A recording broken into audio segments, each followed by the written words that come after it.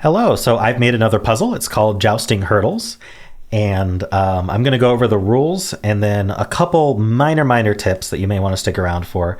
And then I will go do a walkthrough solve of it. So there is a link in the description if you want to try the puzzle yourself. The rules are what you'd expect, but do pay attention to the anti-knight rule. I will go over all the rules now, though. So first, we do have normal Sudoku rules. In addition to that, we do have anti-knight. So what does anti-knight do? Well, let's just pick a random cell here. I'll make it purple. So a knight in chess moves 2 in one direction and 1 in another direction. It's a taxi cab 3 distance. And so a knight in chess can capture any of these cells around it, where it goes 2 in one direction, 1 in another. 2 in one, 1 in another. 2 in one, 1 in another. So in anti-knight Sudoku, in addition to the normal row, column, and box logic, the green cells around this purple also cannot be the same digit. So if I put a 2 here, then we can't put a 2 in any of these green cells. And that's true of every cell in the grid. 2 cells that are a knight's move apart cannot have the same digit as each other.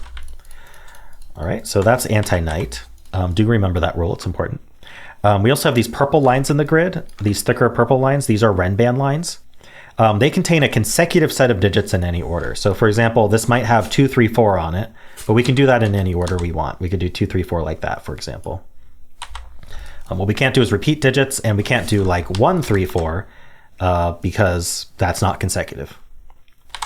All right. And then we have German whisper lines. That's these green lines in the grid, the thinner green lines. This is also a German whisper line. Along German whisper lines, adjacent digits have to have a difference of at least 5. So if this was a 9, this needs to be at least 5 away from 9. So it could be a 4, it could be a 3, it could be a 2, but whatever it is, it has to be at least 5 away from 9. And then now this digit would need to be at least 5 away from 2. So we could go back up to 9, we could do 8. What we can't do is like a 4 or a 5 or a 6 because that is not 5 away, at least 5 away from 2. All right, so those are the rules. Oh, we also have arrows. Sorry, almost forgot the arrows. So arrows, they sum digits. So we have a circle with an attached arrow. The digit in the circle is the sum of the digits on the arrow. So if this were 1, 2, and 3, that sums to 6. We put a 6 here. If it was 1, 3, 5, then that adds to 9. We put a 9 here. You can repeat digits on arrows, but in this puzzle you can't because they always either share a box, row, or column. So don't worry about that. But arrows don't override the non-repeat rule. They just don't add additional non-repeat rules. So hopefully that's clear. Anyway, those are the rules. I'm going to give a couple tips. One is don't forget anti-knight. Second is get your crayons out. You're probably going to need to color. And third is I did not intend large chains or really big chains at all. Anti-knight formations for sure. You're going to need to know all your different anti-knight formations or the logic for that. There is some of that going on in this puzzle. It is an anti-knight puzzle after all. But you're not going to be doing things like, oh, this 2 puts a 2 there, and then that would put a 2 down here, and that would put it over. You don't need these long chains. So you're welcome to use them, of course, but there is more straightforward logic to find, I promise. As long as you took advice number 2, which is get your crayons out. So those are the rules and my tips. This is your last chance before I start giving away the opening to this puzzle. And so yeah, again, there's a link in the description to try it yourself. And I'm going to get started right now. Okay. So the way that you want to start is we want to think about these 4 cells. So the first thing that I want to point out, which I think it makes thinking about this easier, is, well, first of all, let's think about this cell in general. Right? Let's just pick one of them. It doesn't matter which one. It's all symmetric. This purple cell here. Anti-knight, well, Sudoku says these can't be the same as purple, but anti-knight says these 2 can't be the same as purple. So these gray cells can't be the same as purple. That puts purple in one of these corners. That's true whenever you have this middle cell of a box that's adjacent to another box, right? It eliminates from the entire cross in the center. So that's very important because it means anything in the cross can't go in these cells. Now, what's in this cross? Well, on a German whisper line, you can't put a 5. If you put a 5 on a German whisper line, you've already lost because you can't subtract 5 and you can't add 5. So this can't be 5, this can't be 5, this can't be 5, and this corner can't be 5, which I guess I should from the start have put 6, 7, 8, 9 in these circles, because 3 cells that can't repeat add to at least 6. And so 5 is completely excluded from the corners, and these must be taken from the corners of this box, which means they can't be 5. Now, if we can't put a 5 on a Renban, then that means that it's all low or all high. So we know that these 3 cells, because they can't have a 5 on them, we don't know what parity they are, but I'll use purple to represent one of them. So these are all 3 high or all 3 low. And now along these German whisper lines, we're going to go from high to low. And so, because that's what German whisper lines do, they subtract 5, add 5, subtract 5, add 5. And so you're always going from above 5 to below 5 to above 5 to below 5. So we call the above 5, 6, 7, 8, 9, we call those high. And then the below 5, 1, 2, 3, 4, we call low. And we don't know which is low high yet, but we do know that purple is one of them and green is the other. And then as we move along the line, we're going back to purple. So these two lines are the same parity as each other. They're both all high or both all low. Okay, so now the thing to think about is, because we're taking these purple cells, these are all purple, we're taking them from the corners. We can't take them from this green corner because green is a different parity than purple. So these purple cells are taken from these 3 corners. And the question is, can we get away with only taking from these 2 corners? Because the only way that purple is low is if we don't take a cell from the arrow circle. But if we don't take a cell from the arrow circle and we don't take a cell from this green, we're taking cells from these 2. But we already, so how would we do that, right? How would we have only 2 distinct digits on a 3-length Renban? It's just not going to work. The 3-length Renban has 3 distinct digits. And so, for example, this one here, let's call that blue. This blue one here, it's not going on this Renban at all. And so these 2 must come from these 2, and they have to be different. So that's one way to think about it. So there's a lot of ways to think about it, but what you're going to conclude is that this high cell is somewhere on both Renbans, or at least one of the Renbans. And so they are all high. And then these 2 are low. I'm going to get rid of the low-high coloring pretty quickly, but we're going to keep it for just a brief second. And so now we know this arrow is low. So this is from 1, 2, 3, 4, but an arrow, this adds to a minimum of 3. So this can't be 1 or 2. And if this was a 4, remember your German whisper stuff, this would have to be double 9, because 9 is the only thing that goes with 4. So it can't be 4 either. So we actually get our first digit. It's a 3 in the middle. And this is a 1, 2 pair. And then these are all from 6, 7, 8, 9. But the 3 can't be next to 6 or 7. So these are an 8, 9 pair. Okay, now that we have that and it's all marked up, I am going to get rid of these colors because we're going to need different colors. Okay, so this is an 8, 9 pair, and which means this is not 8 or 9, by the way. We'll get back to that. So what does that mean for these lines? Well, I think the easiest way to think about this is that one of these lines has a 9 on it. So if it has a 9 on it, one of these lines is 7, 8, 9. But remember that both of these lines can only take from 3 unique digits. They can only take from these 3 corners. They can't take from the 1, 2. So both of these lines are digits that come from these 3 cells. So these 3 cells have to be a consecutive set of digits. So this can't be 6. So this has to be 7, and these cannot be 6. Oh, I said can't be 6. Excuse me. There we go. So, and with this being a 7, this is 1, 2, 4, just for posterity. So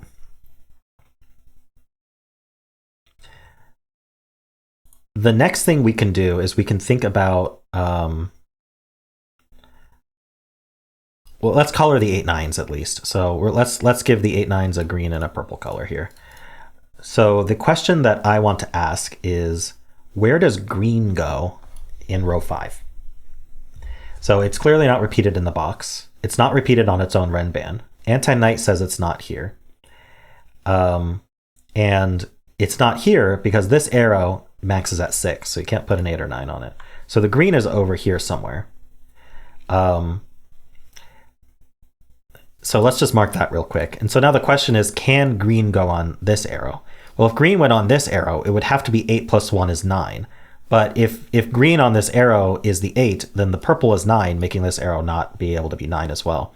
This would have to be purple. If green's on this arrow, this has to be purple. That repeats purple on the arrow. So actually we can place green. We can place green right here, and we know that's an 8-9. That puts an 8-9 pair on here. That's a 7. So this can't be 7, and so this is 7. We know this one's purple, because again, it's an 8-9 pair on the Renban. Okay, so now we can do a little bit more. We can put green, these two greens see in. We can't put green on this arrow, and this green sees here by anti-knight. So green is placed over here. Purple looks in here. Purple's not on the arrow. Purple's not here. Purple's not here. So purple does go in one of these two. Over here, that means purple goes exactly here, because again, it doesn't go on the arrow. Okay, so sevens, now we can do, sevens look in. This 7 sees here, so 7's in one of these two. So now if we look at this box, this 7 looks in, and these two 7, and it also sees this cell. These two 7s see these two cells. Now if you haven't seen this before, if you have this formation in anti-knight, where it's 2 digits next to each other, they always eliminate from here and here. And that's actually not too hard to explain. Like if any of these were 7, then it would see this by Sudoku and this by anti-knight. Same here, they would see this by Sudoku and this by anti-knight. So you just can't put 7s there. So 7 doesn't go here, it doesn't go here, and it doesn't go here, so 7's up here. And that points left, so we have this 7 looking here, it looks at this, these 7s look over, so 7's in one of these two. And now we actually have something very similar down here. First of all, this green can't go here or here, so we might as well place this green down here. But then 7 doesn't go here, and so 7 has to go in one of these three. But it also doesn't go here. And in fact, I am gonna, just so I don't miss anything dumb, I am gonna turn on our anti-knight, so we'll get red marks when we violate anti-knight. So with these two 7s here, actually we can actually see it's a 3-7 pair. We might as well do that now. 3 can't be in either of these because of this 3. So this is a 3-7 pair. But either way, 7 can't be here. It's the exact same thing. This 7 sees down, this 7 sees here, so 7's in one of these. And that looks up, and that places 7 in our arrow. Yay! So that's 1, 2, 4. Okay, so now what we can do is we can ask about 3 in this row. Well, this 3 sees here. This now can't be 3 because of the 7 arrow. It's certainly not repeated in the box. It's not here because of anti-knight. So it joins the 7 over here. It can only be over there with the 7. So that's a 3-7 pair. Might as well put 5, 6 in here. Let's see.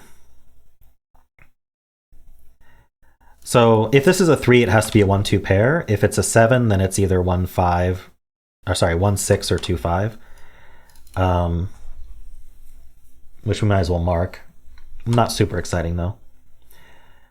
Okay, so the next thing that I want to do is look at this arrow up here. So let's see, did I find all the, I think there might be a green to find in here first. Well, we do know that this sees an 8-9 pair, so that's all we really need. I guess we could say we can find green. Okay, so these two greens look up, and this green sees here by anti-knight. So the question is, of these two cells, can this be green? Well, it's got the same problem. Well, this can't be 8 or 9, so it's even easier. If this were 8 or 9, this would have to be 8, this would have to be 9, and then that violates that. So the green is placed up here, so we might as well just do that. I actually think we can place a bunch more. Right, so this sees these and this and this, and this sees this and this. And so the green is in one of these two, which does look down. This green looks over, this green looks down, and it sees this cell. So green goes here. These two greens look over, this green looks down. So green's in one of these two. Up here, this green sees the whole cross, this green sees these, and green cannot go here because of the arrow. So this is green. That looks down. That makes this green, which means it's not 7, it's 8, 9. Okay, there we go. And then this green sees over here and makes that 8, 9. And now we have all the greens. There, we have 1, 2, 3, 4, 5, 6, 7, 8, 9. The purples aren't so lucky. You can restrict the purples a bit, but you can't finish them. And so now we know this can't be 7, 8, or 9. So it maxes at 6. And it can't be 3 either. So it's from 4, 5, 6. These are a triple, so we might as well fill them. It's 3, 5, 6. And actually this is a 5, 6 pair because of this 3. So we can place the 3 right here in the column. And so now we know that this can't be 6 because you can't put 3 on a 2-cell 6 arrow. And so this is 1 or 2. All right, so now that we have that, let's color the 1, 2s, which seems a little silly, but we are going to do it.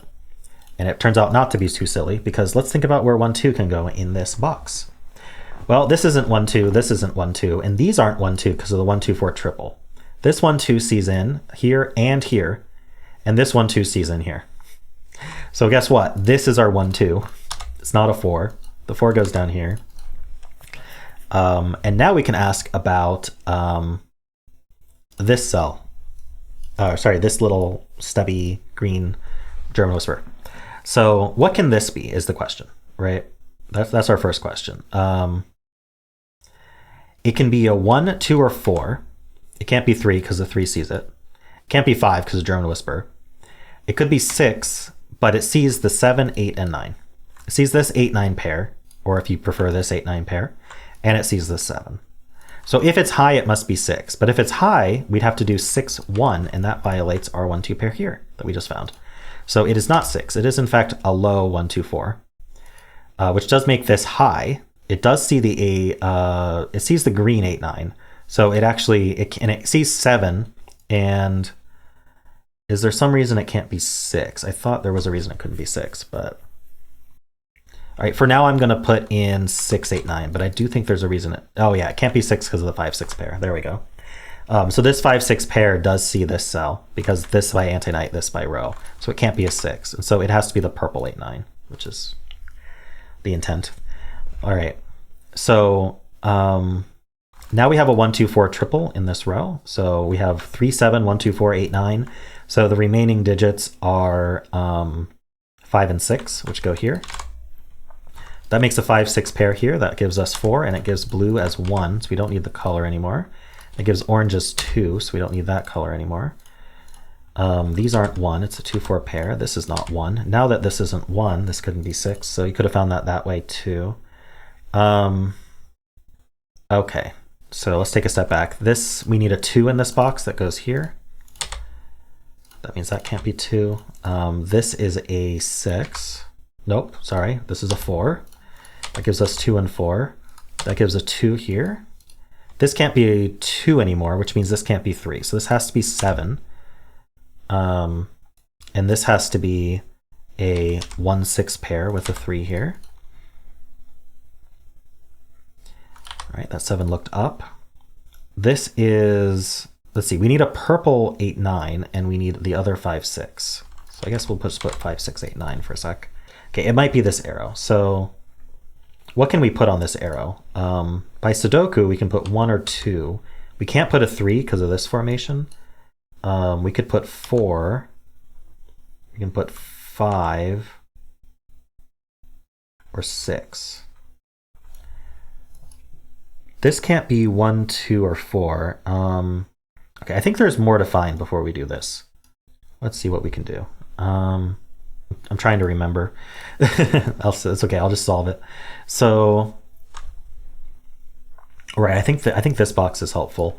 We need a 1 in this box, which can't be here and can't be here. So the 1 is placed. So these can't have a 1 on them. And the remaining digits are 3, 5, and 6, and the 3 gets placed here. There we go. So this is at least 5. This is 5, 6, or purple. Can it be 7? It could be 7 as well. 5, 6, 7, or the purple 8, 9. Okay, over here we have 1, 2, 3. We need 4, 5. We have 6, 7. We need the purple 8, 9, which is not here. Right, so 6 in this row goes here. There we go. Yeah, this 1, 6 pair sees here. So that's 5, that's 6, that's 5, that's 6. This is a 6. This is an 8, 9, so it's the purple 8, 9. So this is not 6, 8, or 9, so it's a 5. That gives 5 and 6 here. So this isn't 5, that's not 5 or 6, so it's only 2 or 4. Right, this 5, 6 pair saw it the whole time. I forgot about that. Let's see. I think there's more to find. This is not 5, I guess.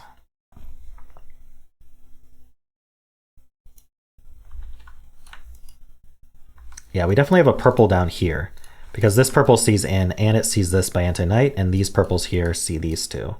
So the purple's down here. That looks over. This purple looks over. This purple looks down. This purple sees here. So this has to be purple. There we go. So that places the 7. Places the 3 and the 7. And now I think we can think about this. So if this was 8, it would have to be 2, 6 because it can't be 4, 4. And if this was 9, it would have to be 4, 5 because it can't be 2, 7. So this is only 5 or 6. Okay, and that's what I was expecting to find, but I didn't do the purples enough.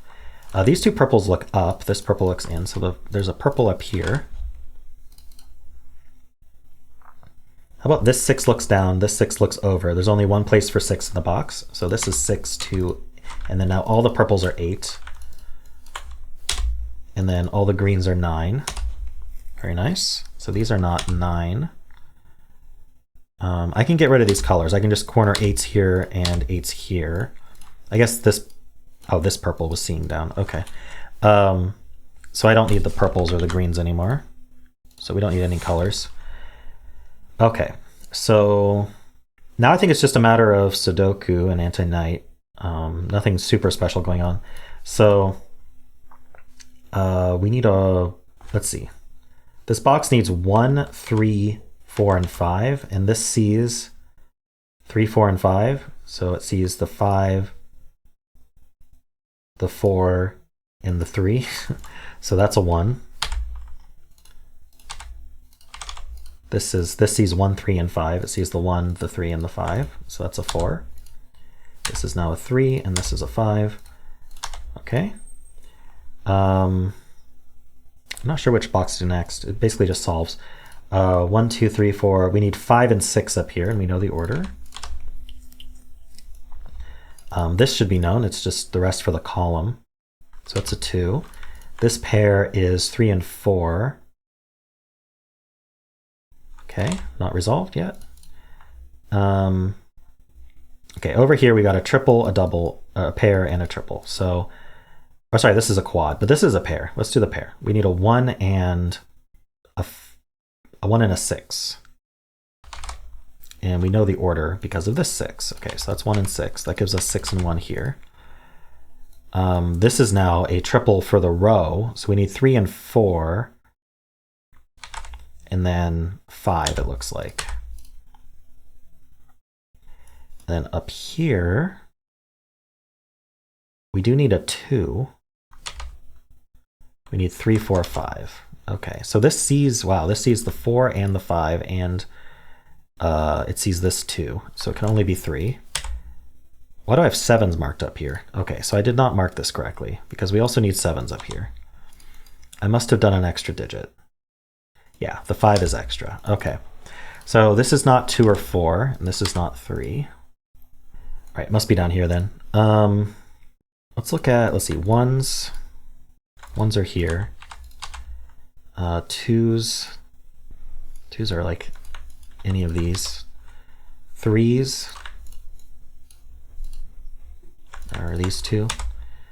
4s.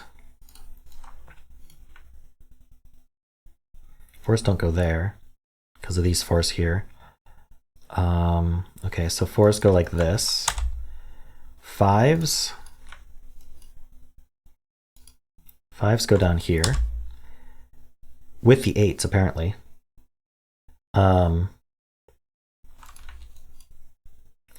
Yeah, so I think that's a 5-8.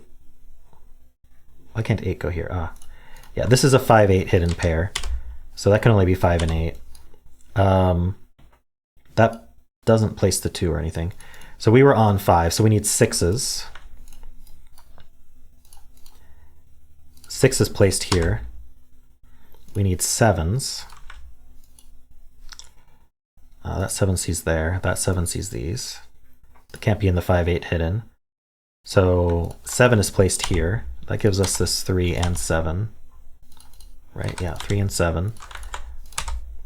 4, 5 pair gives us this 2. That's not a 2 anymore. That places 2 in the box.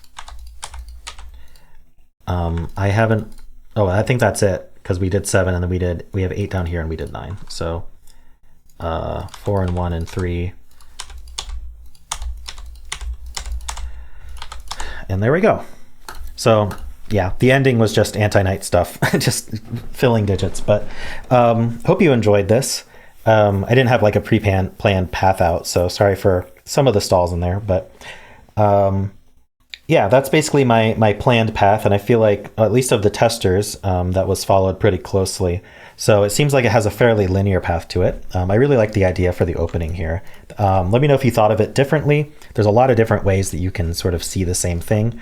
I think one of the key things to sort of simplify thinking about it that isn't strictly necessary is realizing the 5 is in this cross.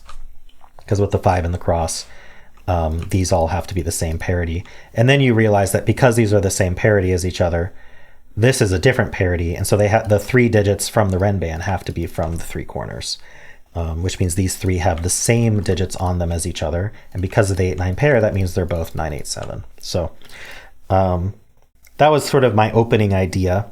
And then I really wanted this arrow to be a 3 because that would be fun, right? You don't expect that arrow to be a 3. So if you want sort of some of the setting insight, basically what I did from there is I saw that this 7 gets placed. I wanted to reward finding that by putting an arrow on it. I also I added this arrow, and at that point, and this arrow. Actually, this arrow was to force these to be high, so I added that early, and then I added this arrow because I saw that this 7 got placed. And then I added this arrow and this arrow, which were necessary to disambiguate the 8, 9, and the 5, 6s. These arrows were needed, and that actually made the puzzle unique. But it was too hard. I tried to solve it from there, basically, and yeah, I was not able to figure out how to solve it cleanly. And so I added more clues, which setters often do to smooth out the solve path. There are certain things the setter wants you to have to do in the puzzle and certain things that they find unfun, so why would they make you do the unfun thing? And so what I did is I actually added this arrow here to smooth out a big part of the solve, which significantly restricted things, which I enjoyed this arrow after looking at a few options for what I could place. And then I didn't want to just have arrows to smooth things out. I thought about some arrows where there's like repeated digits to do like a 1-cell arrow. But I ended up settling on this German whisper line here, which this line was important to place the purple in this box. It gave you this 8-9 here. And it gave this 1-2-4 triple here. So that was really, really useful.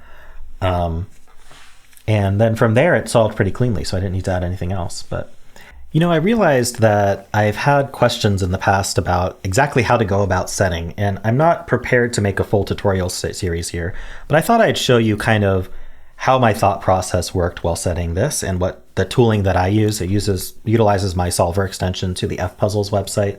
So this is f-puzzles.com, which I use to set, and then I have a bunch of user scripts, which mostly I wrote, I have a couple that other people wrote, which expand the functionality of fpuzzles. And then I'm also running my own solver, which through user script hooks into fpuzzles and replaces the solving functionality. So if you load up fpuzzles.com, it won't look like this unless you have all that stuff installed. I'm not prepared to do a full tutorial series on that, but I thought I would at least show you what it's like once you have all of that installed, and kind of how the setting process goes here. So the first thing I did is I knew I wanted to do anti-knight. So I turned that on. I also wanted to do, I always have just true candidates on the entire time, which is something my solver adds. So true candidates tells you what every possibility is for every cell that actually leads to a solution. It uses perfect brute force solving to determine that, as long as all of the constraints that you're using are supported. And so what's nice about that is you can't just start setting yourself into a corner where logically it feels like there's still a lot of room, but actually you've broken the puzzle. It also can help identify when you've done logic correctly, and also when you've added restrictions that you may not have expected. So anyway, I started by going in this menu and adding a renban. So I knew I wanted a renban here, and I knew I wanted a renban here. And obviously that doesn't restrict much on its own. And then I actually initially wanted to do a whisper across here, and then a whisper across here. And then those X's tell me just right away, don't even bother, that's broken. And so then I thought, okay, how would I do it here? And then that was kind of the initial idea. And then I thought, ooh, wouldn't it be neat to force these to be high? And eventually I figured out if I just did an arrow like this, then that does happen. And it takes my solver a little bit to figure that out. But watch what happens when I have this arrow here eventually. Doop-a-doop-a-doo. This is how you know you've done something interesting, is that the solver struggles a bit to calculate these true candidates. There we go. So now you can see that by making this high, it does what we figured out, which is because these are both the same parity as each other, and they can't use this corner cell, they must come from these three corners.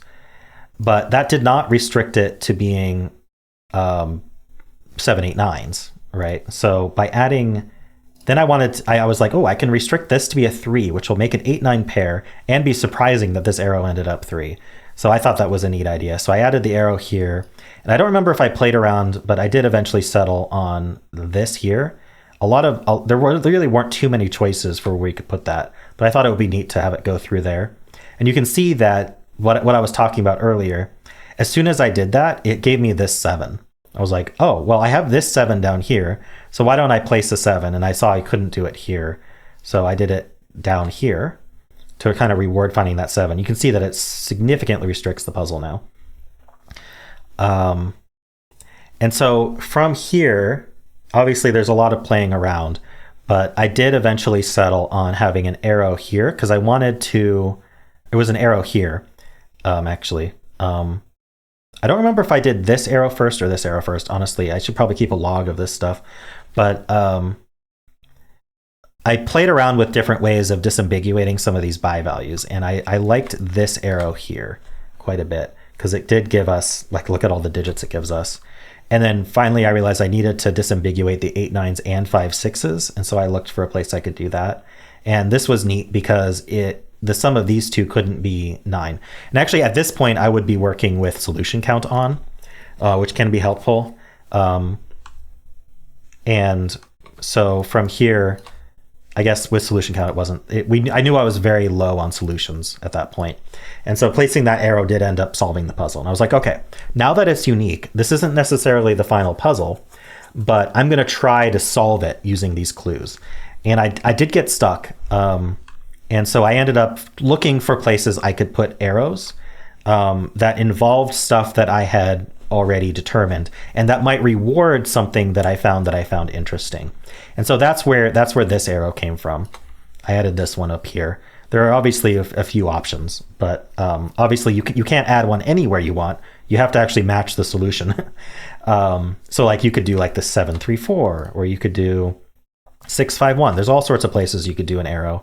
You could even add like another 7 arrow or something, like 7, 1, 6 if you want.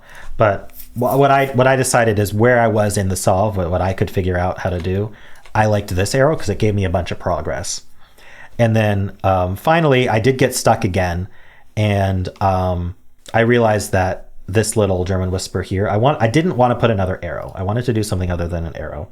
So I was looking at places I could do renbands or German whispers, and this one kind of stuck out to me because it would significantly help my solve in terms of disambiguating these two. Because I had found this 5, 6 here, looking at this cell, which I thought was fun. And then I realized that this would help my solve considerably. So I added that, and then from there it did solve. So this ended up being the final puzzle. Of course, you still have to title it, you have to write out all the rules, and then you have to store the solution. But yeah, once you've done that, just turn off true candidates, clear it out, and then you export it to Sudoku pad, and you've got your puzzle. So make a 200 URL out of it. So that's basically how I set this puzzle. Obviously, the biggest part of it is exploring different options and then going into Sudoku Pad and trying to solve it. I tend to solve in Sudoku Pad. There is a solving mode in F-Puzzles, but I prefer solving in Sudoku Pad. So I'll have the solution open, or at least the current true candidates open in the F-Puzzles, and then I'll have that like off on another monitor. And then I'll have Sudoku Pad open and with the current puzzle as it is. And sometimes even like in Sudoku Pad, I'll even do things like, I really could use an arrow over here. So I would literally just use the line tool and I would like add an arrow for myself and I'd continue solving. Then I just have to remember to add it to the F-Puzzles later. But yeah, that's kind of what my flow is. So yeah, I hope you enjoyed this little insight at the end. Maybe I should start including that more often in puzzles that I create, because I think people are interested in how the sausage is made, as it were. So I know this is a longer video. I hope you enjoyed it, and definitely leave your feedback below. And of course, if you did enjoy it, why not leave a like, subscribe, and a kind comment below.